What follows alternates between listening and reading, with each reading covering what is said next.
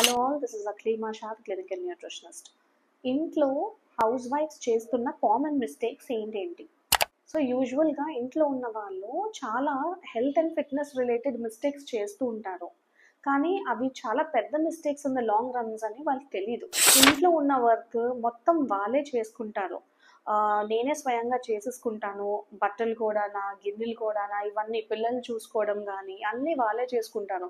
కొన్ని వర్క్స్ మేము అవుట్సోర్స్ చేసుకోవచ్చు, అది మర్చిపోతాం. సెకండ్ కామన్ మిస్టేక్ ఏంటంటే మధ్యాహ్నం భోజనం అయ్యాక హ్యాపీగా రిలాక్స్ అవుతారు. ఐదర్ నాప్ తీసుకోవడం కానీ లేకపోతే సోషల్ మీడియా స్క్రోల్ చేయడం కానీ, ఇవి చాలా కామన్ మిస్టేక్స్. చాలా సెడెంటరీగా ఉంటుంది మోస్ట్లీ ఆఫ్టర్నూన్స్.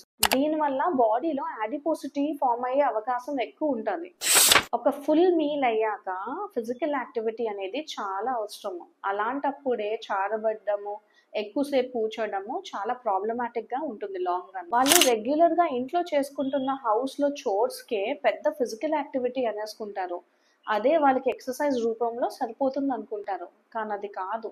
దీనివల్ల చాలా మసిల్ లాస్ ఉంటుంది. ఎక్సర్సైజ్ వేరు, నాన్ ఎక్సర్సైజ్ యాక్టివిటీ థర్మోజెనసిస్ వేరు. ఈ రెండిట్లో చాలా డిఫరెన్స్ అనేది ఉంటుంది. అనేది మీ బాడీ మసిల్ డెవలప్మెంట్ చేస్తుంది. దాని తర్వాత ఈ నాన్ ఎక్సర్సైజ్ యాక్టివిటీస్ ఉంటాయి ఇంట్లో, దీనివల్ల మీ మసిల్ లో అవుతుంది. So correct diet plan, nutrition plan, balance diet charts, at the same time right kind of physical activity ki, please contact us.